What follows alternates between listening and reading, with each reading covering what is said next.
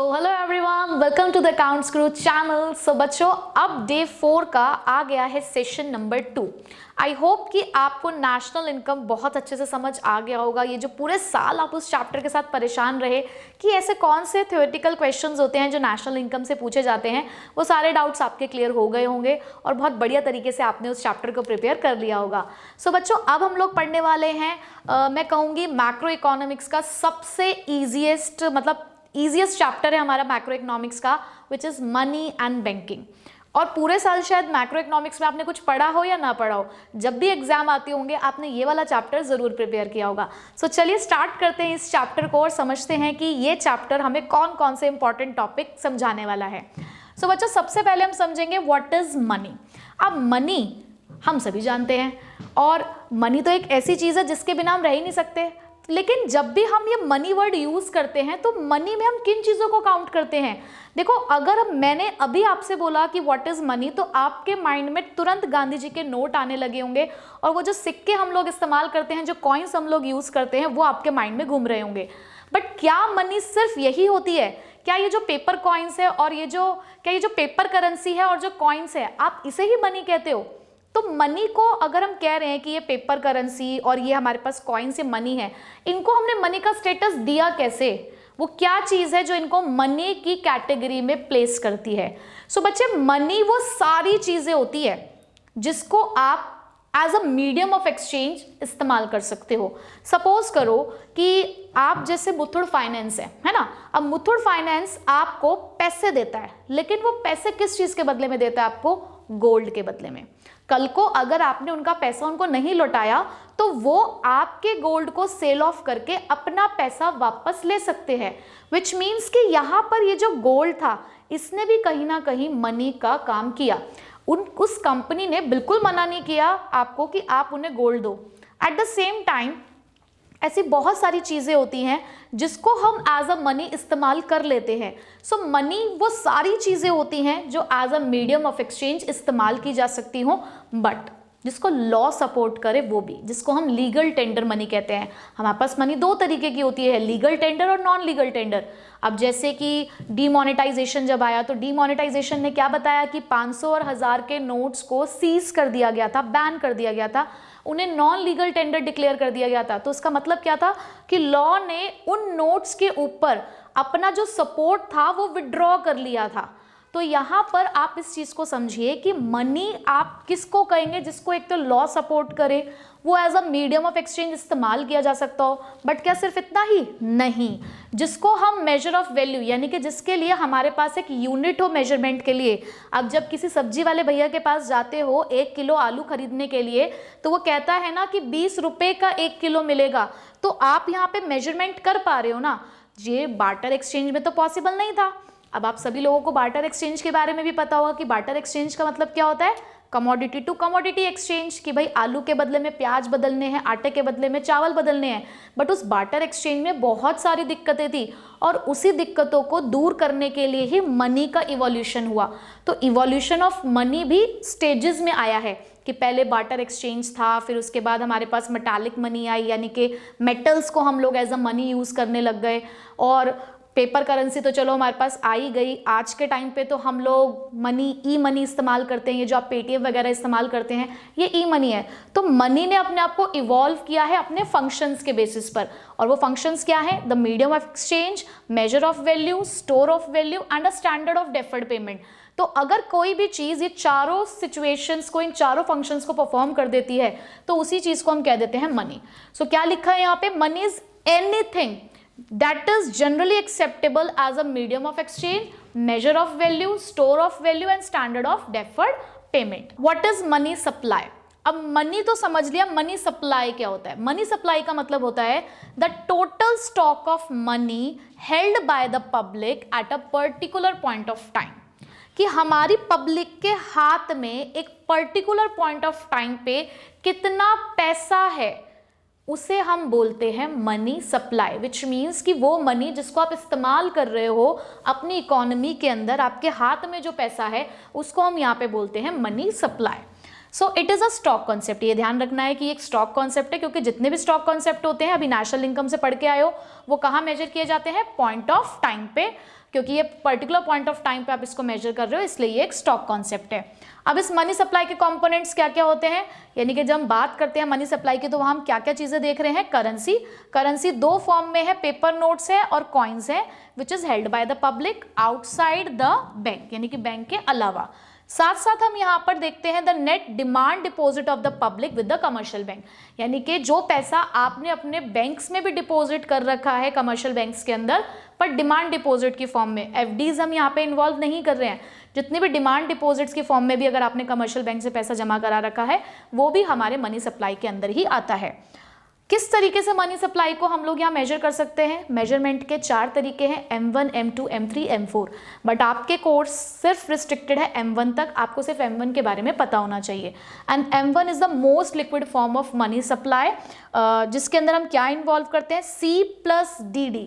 यहाँ पर C का मतलब है currency held by the public, वो अब आपको यहाँ पे पता चल गया क्या होता है, and the DD which is the net demand deposit with the commercial bank. ठीक है, सो आई होप ये इंट्रोडक्शन आपको इस चैप्टर का क्लियर हो गया होगा कि क्या होता है। अब यहाँ पे जो हमने currency and coins with the public की बात करी, थोड़ा सा और डिटेल में देख लेते हैं कि वो इस चीज के बारे में क्या कहना चाह रहे हैं। इसके अंदर पेपर नोट्स हैं, कॉइन्स हैं जो पब्लिक के पास है, जिसको वो पेमेंट्स के पर्पज से या अपने अदर ऑब्लिगेशंस के लिए इस्तेमाल करते हैं। और जब हम बात करते हैं डिमांड डिपॉजिट्स की, तो डिमांड डिपॉजिट्स जो है कमर्शियल बैंक के, उसका क्या मतलब होता है कि वो पैसा जिसको जो पब्लिक है वो कभी भी विड्रॉ कर सकती है, चाहे डायरेक्ट खुद जाकर विड्रॉ कर रही है कैश में या फिर चेक के थ्रू भी वो इसको विड्रॉ कर सकते हैं। इंडिया के अंदर जब हम यहाँ पर M1 की बात करते हैं तो उसके अंदर एक और चीज ऐड ऑन हो जाती है, which is OD। OD means the other deposits with the RBI only in case of India, but ये सिर्फ इंडिया के केस में है। C plus DD plus OD, currency, demand deposit and other deposits with RBI, तो ये भी आपको यहाँ पर पढ़ के चलना है। ठीक है, हम फिर से अब फर्स्ट स्लाइड पे आए हैं, क्यों, क्योंकि मैं यहाँ पे आपको एक चीज और बताकर चलना चाहती हूँ कि जब मैंने आपको यहाँ पे बताया फंक्शंस ऑफ मनी के बारे में, कि मनी आप उस चीज को कहोगे जो इन फंक्शंस को परफॉर्म करे, तो मनी के 4 फंक्शंस निकल कर आए। पहला फंक्शन क्या है, मीडियम ऑफ एक्सचेंज, कि कोई भी ऐसी चीज जिसको जनरली एक्सेप्ट किया जाता है, यानी कि जब आप अपने पेमेंट पर्पस के लिए कोई भी चीज ऑफर कर रहे हो तो सामने वाला अगर उसको एक्सेप्ट कर रहा है सो वो आपके लिए मनी है। नंबर 2, यहाँ पर हम कहते हैं the measure of value. Measure of value का मतलब है कि जब हमारे पास एक कॉमन यूनिट है मेजरमेंट के लिए, तो मनी एक इस फंक्शन को भी परफॉर्म करेगा कि हम मेजरमेंट कर सकते हो, जो कि बार्टर एक्सचेंज में बहुत प्रॉब्लमेटिक था कि आप कैसे इस बात को कह सकते हो कि आपका 2 किलो आटा 4 किलो चावल के बराबर है, तो ये पॉसिबल नहीं था, कोई हमारे पास क्राइटेरिया नहीं था इस चीज़ के लिए, तो मनी ने हमारी उस प्रॉब्लम को सॉल्व किया। तीसरा, स्टोर ऑफ वैल्यू, आप अपनी मनी को स्टोर करके रख सकते हो, आप जब तक चाहें इस मनी को स्टोर करके रख सकते हैं, किसी चीज़ के फॉर्म में भी कन्वर्ट कर सकते हैं, तो आपकी मनी आपको प्रोवाइड करती है कि आप उसको लंबे समय तक स्टोर करके रख सकते हैं। The fourth function is standard of deferred payment. Standard of deferred payment का मतलब है कि बार्टर एक्सचेंज के टाइम पे मैंने आपसे कहा जी आप मुझे अपना 4 किलो चावल दे दीजिए, मैं आपको 1 हफ्ते बाद 1 किलो आटा प्रोवाइड कर दूंगी, बट क्या गारंटी है, क्या ये पॉसिबल था बार्टर एक्सचेंज में? नहीं था। तो मनी ने हमारी इस प्रॉब्लम को सॉर्ट किया, और आज हम लोग जिस तरीके से लोन वगैरह लेते हैं, पैसे उधार लेते हैं, हम पेमेंट क्या करते हैं, फ्यूचर में पेमेंट हम लोग करते हैं। तो यहाँ पर स्टैंडर्ड ऑफ डेफर्ड पेमेंट का मतलब है कि आपको एक क्राइटेरिया मिला है जहां पर आप लॉन्ग टर्म पेमेंट्स कर सकते हैं, राइट। तो मनी के फंक्शंस को ना 2 पार्ट्स में डिवाइड किया गया है, प्राइमरी और सेकेंडरी। कैसे याद रखेंगे, ये जो SS वाले फंक्शन है, store of value, standard of deferred payment, ये हो गए सेकेंडरी फंक्शन, और जो बचे हुए फंक्शन है MM वाले, वो हमारे हो गए प्राइमरी फंक्शन। तो प्राइमरी फंक्शंस कौन से हैं, medium of exchange and measure of value. Secondary function कौन से हैं, store of value and standard of deferred payment. अब आते हैं एक ऐसे टॉपिक की तरफ कि अब आप लिख लीजिए कि इससे आपका एक क्वेश्चन जरूर आएगा, जरूर जरूर जरूर आएगा, ना आए तो बताना। बिल्कुल फंक्शंस ऑफ सेंट्रल बैंक पढ़ के जाने हैं, 100% पेपर में आएगा क्वेश्चन। कोई पर पॉइंट आपको सारे पढ़ के जाने, क्योंकि कोई से भी पॉइंट से वो आपसे क्वेश्चन पूछ सकते हैं। कभी भी ऐसा नहीं आएगा कि कोई से भी फंक्शन लिख दो, वो खुद बताएंगे आपको कि आपको ये वाला फंक्शन एक्सप्लेन करना है, ठीक है। सो सबसे पहला फंक्शन है करेंसी अथॉरिटी, जिसको हम बैंक ऑफ इशू भी कहते हैं। जरा अपनी जेब जरा टटोलिए और देखिए आपके पास कितने नोट हैं आपकी जेब में, और अगर कुछ सिक्के हो तो उन्हें भी निकाल के देखिए, या ले आइए जाके थोड़े से नोट और कॉइन्स, और उस पर देखिए कि किसका नाम लिखा हुआ है। तो जब आप अपने पेपर नोट्स को देखेंगे ना, तो वहां पर आपको बहुत क्लियरली दिखाई देगा RBI, बट जब आप कॉइन्स की तरफ जाएंगे तो वहां आपको गवर्नमेंट ऑफ इंडिया, ये दिखाई देगा। तो ये एक बहुत ही क्लैरिटी लेकर आती है ये चीज़ कि जितने भी पेपर नोट्स आप लोगों को मिलते हैं इस्तेमाल करने के लिए, उसको प्रिंट करने की जो सोल अथॉरिटी है वो सिर्फ और सिर्फ हमारे सेंट्रल बैंक के पास है। और हमारा सेंट्रल बैंक मतलब रिजर्व बैंक ऑफ इंडिया। तो रिजर्व बैंक ऑफ इंडिया के पास ये सोल अथॉरिटी है, वो मोनोपोली आप कह सकते हो कि है, कि वो हमारे यहाँ पर पेपर नोट्स को प्रिंट करते हैं। बट जो भी हमारे कॉइन्स हैं, हमारे जितने भी कॉइन्स हैं, उसको प्रिंट करने की जो अथॉरिटी दी गई है वो सेंट्रल गवर्नमेंट यानी कि जो मिनिस्ट्री ऑफ फाइनेंस है उनके हाथों में है। तो देखिए जरा, central bank has a sole authority for issue of currency in our country and RBI has a sole right of issuing the paper currency note except 1 rupee note. और उसमें भी 1 रुपी का नोट भी ये लोग प्रिंट नहीं करते हैं, और जितने भी कॉइन्स है वो ये प्रिंट नहीं करेंगे। ये कौन इशू करेगा? Ministry of finance. Withdrawal and putting the currency into the circulation is also the responsibility of RBI, कि कौन से हमें करेंसी को विड्रॉ करना है, कौन से करेंसी को हमें सर्कुलेशन में डालना है, ये डिसीजन भी आरबीआई का ही होता है। तो जितनी भी करेंसी इशू की जा रही है आरबीआई की, that is the monetary liability of our central bank. तो हमेशा आपको अपने नोट पे लिखा हुआ भी मिलेगा कि मैं धारक को वादा करता हूं इतने रुपए वापस करने का। हमेशा देखना कि जो भी आरबीआई का गवर्नर होता है उसके थ्रू एक नोट लिखा होता है, आपके जो भी पेपर नोट है उसके ऊपर, उसके नीचे उसके नाम भी लिखा होता है, क्योंकि वो उसकी लायबिलिटी है कि उसने ये पैसा उधार लिया है जिसको वो वापस करेगा। ठीक है, उसके बाद एडवांटेजेस क्या है कि देखो यूनिफॉर्मिटी रहेगी, नहीं तो कोई भी प्रिंट करने लग जाएगा notes.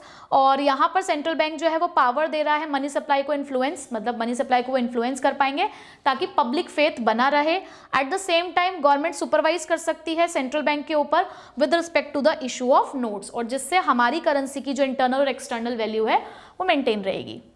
Next is banker to the government. अब देखो, हम लोगों को जब भी लेंडिंग या डिपॉजिटिंग पर्पस के लिए अगर हमें ऐसा कुछ चाहिए तो हम अपने कमर्शियल बैंक्स के पास जाते हैं। कमर्शियल बैंक्स मींस कि जैसे कि हमारे अड़ोस पड़ोस में है ना, SBI, PNB, ICI, HDFC, Kotak Mahindra, ये सारे हमारे कमर्शियल बैंक्स हैं, राइट। चाहे वो पब्लिक सेक्टर बैंक्स हो, चाहे वो प्राइवेट सेक्टर बैंक्स हो, तो हम लोग डील करते हैं एज अ पब्लिक, हम लोग डील करते हैं कमर्शियल बैंक्स के साथ। बट जो हमारी गवर्नमेंट है वो डील करती है आरबीआई के साथ, हम लोग आरबीआई के साथ डील नहीं करते हैं। हमारे कमर्शियल बैंक्स होते हैं जो आरबीआई के साथ डील करते हैं, हमारे बिहाफ पे आप कह सकते हो।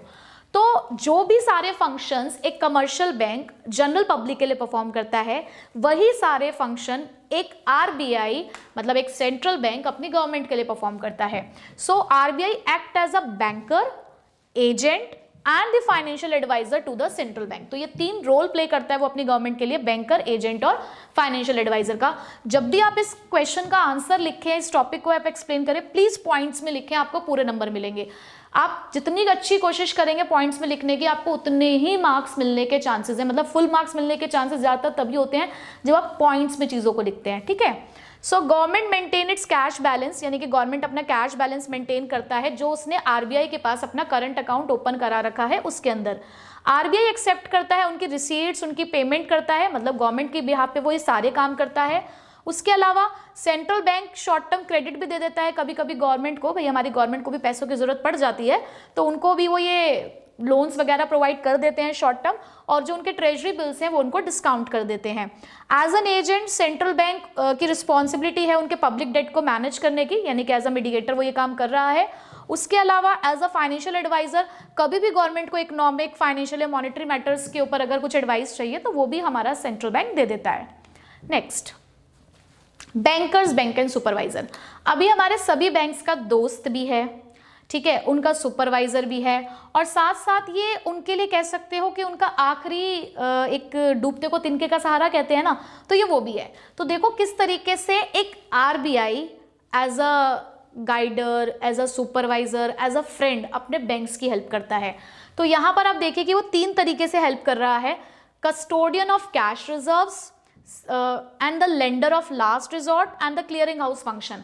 तो एज अ बैंकर्स बैंक वो 3 फंक्शन परफॉर्म कर रहा है कि जितने भी कैश रिजर्व कमर्शियल बैंक रखवाता है आरबीआई के पास, ये हम सभी को पता है कि हर बैंक को अपने डिपॉजिट का कुछ परसेंटेज आरबीआई के पास रखवाना पड़ता है, जिसको हम कैश रिजर्व रेशो कहते हैं।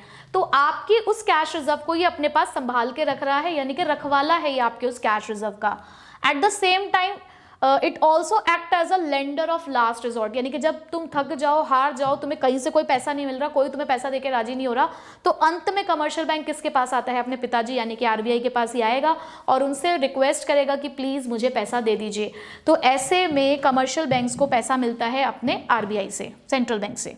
Next, clearing house function. आप देखते हो कि ये जो हम सेटलमेंट करते हैं एक बैंक से दूसरे बैंक के लिए, तो ये सेटलमेंट फंक्शन भी हमें आरबीआई प्रोवाइड कर रहा है, यानी कि बैंक्स को अलाउड करता है कि आप इंटर बैंकिंग ट्रांजैक्शंस कर सकते हैं, ठीक है, एज अ सुपरवाइजर। अब इतना दोस्त बन गया, अब दोस्त बनेगा तो तुम फिर हाथ से निकलने की कोशिश करोगे ना, तो ये फिर सुपरवाइजर की तरह आता है और कंट्रोल करता है, रेगुलेट करता है आपको किस तरीके से कि आ जाओ, कुछ काम करना है, लाइसेंस लेना पड़ेगा आपको, ब्रांच एक्सपेंशन है एक बार पूछ लो, मर्ज करना चाहते हो तो एक बार पूछ लो, मैं बताओ फिर ये काम करो। तो कुछ चीज़ों के लिए वो पूरा इंस्पेक्शन कर रहा है, पूरा आपके ऊपर एज अ सुपरवाइजर खड़ा है आपके ऊपर कि ये काम तो हमसे पूछ के करोगे, बाकी सब चीज़ों के लिए हमने तुम्हें अलाउड कर दिया है, ठीक है।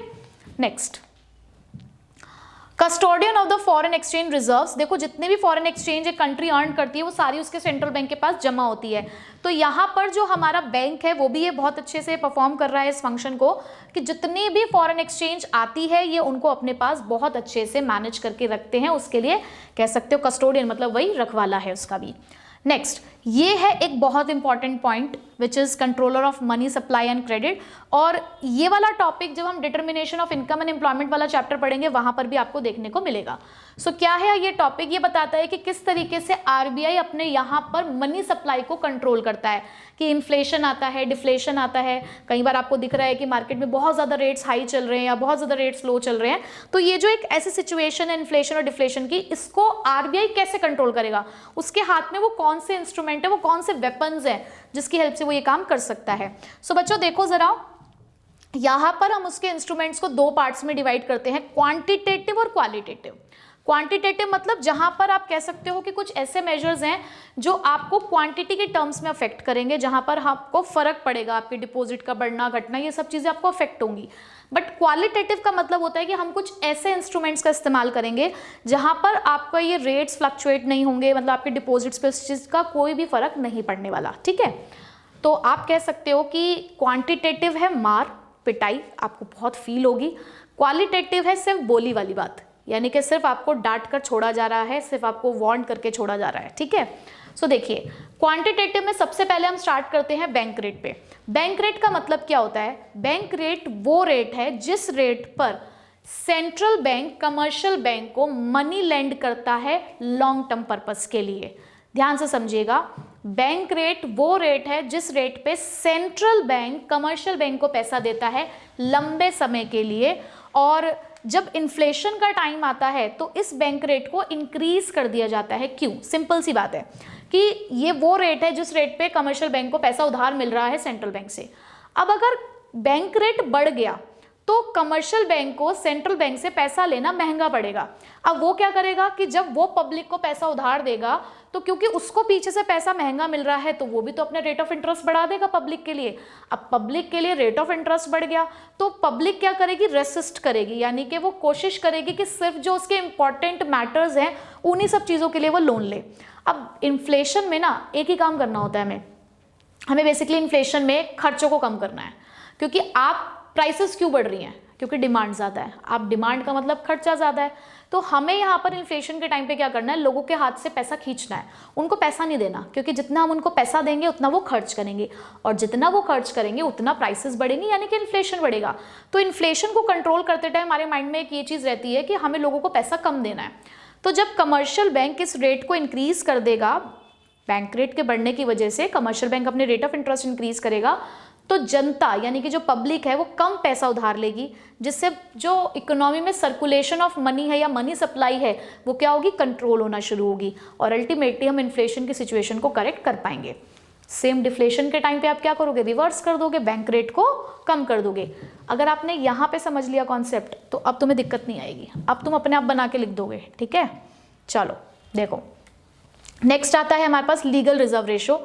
लीगल रिजर्व रेशो में दो तरीके के रिजर्व्स आते हैं आपके, सीआरआर और SLR. CRR means cash reserve ratio और SLR means statutory liquidity ratio. अब क्या होते हैं ये? देखो, हमें ना यहाँ पर कमर्शियल बैंक्स को सिखाया जा रहा है कि देखो जितना भी तुम्हारे पास पैसा आता है, तुम हो लालची, तुम्हें चाहिए प्रॉफिट कमाना है, आरबीआई कर रहा है सोशल वेलफेयर के लिए काम, लेकिन तुम तो प्रॉफिट मोटिव के लिए काम कर रहे हो ना कमर्शियल बैंक, तो तुम लालची हो कि तुम्हारे पास जितना पैसा आएगा तुम वो उधार बांट दोगे ताकि तुम्हारे पास इंटरेस्ट आता रहे, लेकिन फ्यूचर में तुम्हें पैसों की जरूरत पड़ेगी तो तुम कहाँ से लेकर आओगे। आज तुमने जनता से 100 रुपए लिए, तुमने वही 100 रुपए किसी और को लेंड कर दिया, कल को वही बंदा अपने 100 रुपए वापस निकालने के लिए आ गया, तुम कहाँ से उसको उसके 100 रुपए लौटाओगे।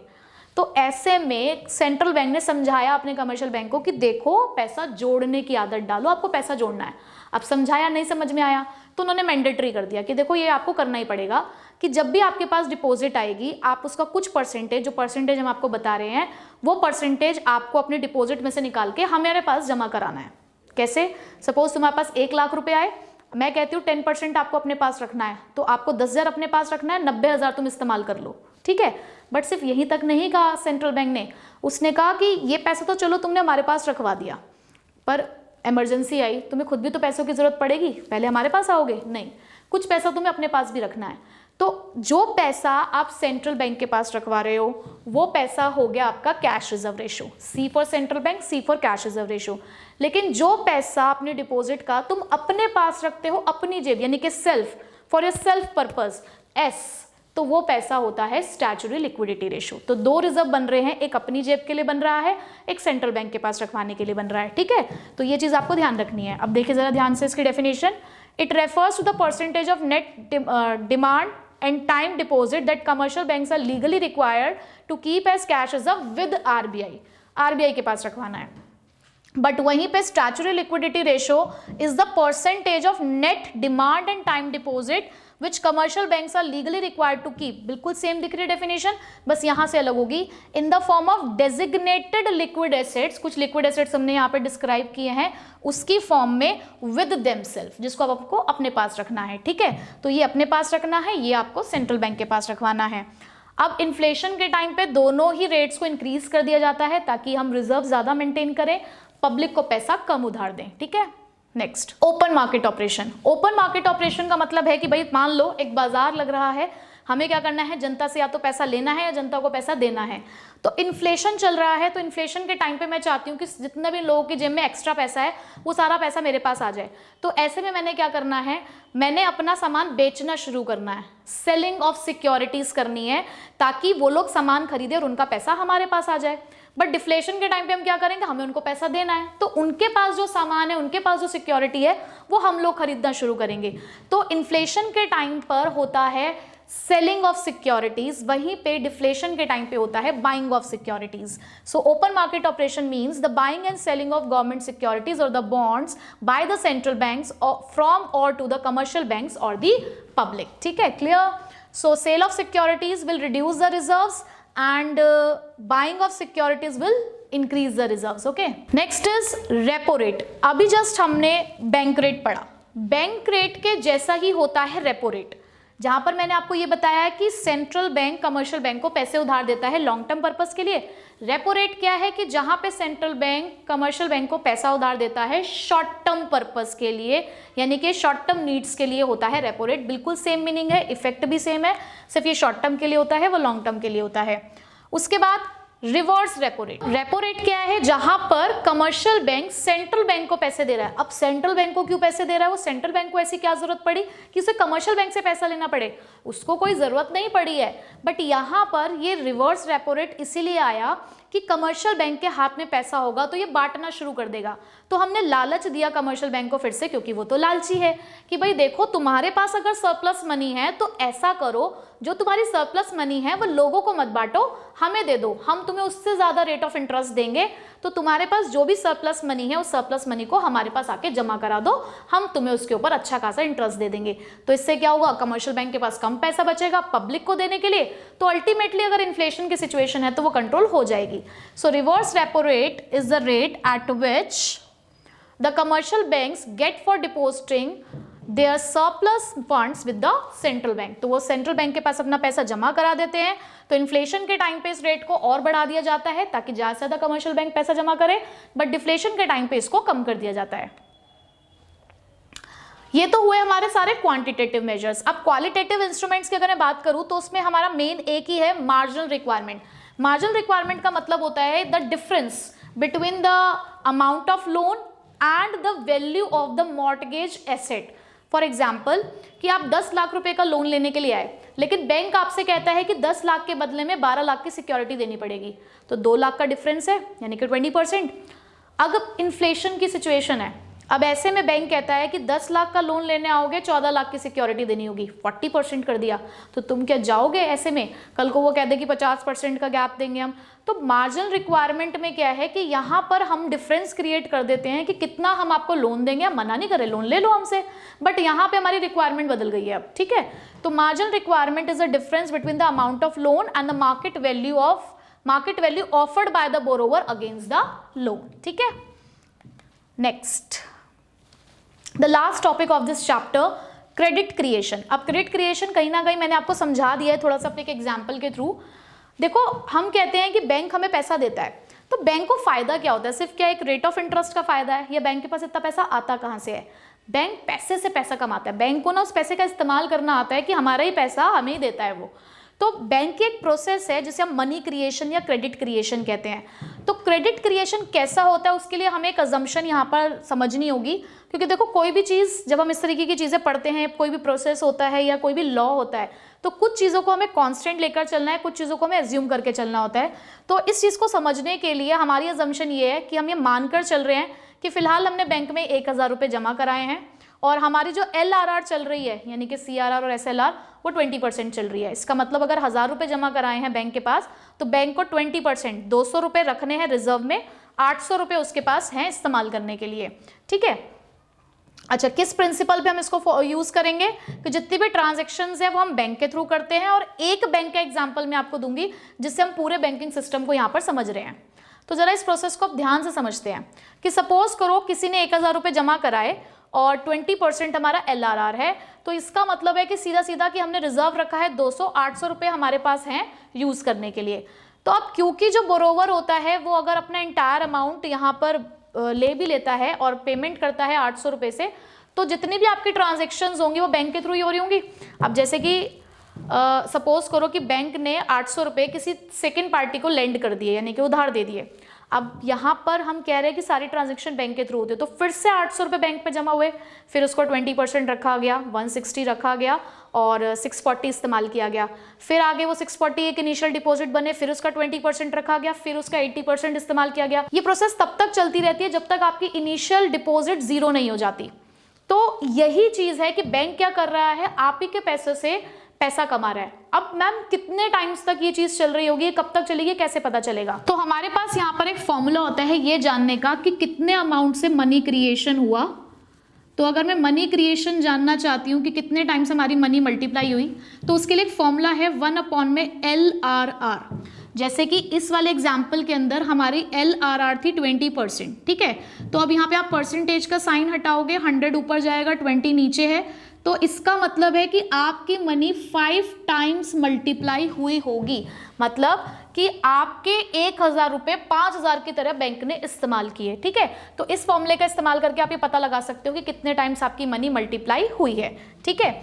उसके अलावा हमारे पास यहाँ पे टोटल मनी जनरेशन के लिए भी एक फॉर्मूला होता है, which is initial deposit into 1 LRR। हम ये काम भी कर सकते हैं, जैसे कि इनिशियल डिपॉजिट थी हमारे पास 1000 इंटू 1/20% अगेन, तो 100/20 हो गया आपका वही, तो 5 आएगा। तो यहाँ से भी आप डायरेक्टली इसको फाइंड आउट कर सकते हो कि कितना आपका मनी क्रिएशन हुआ, ठीक है।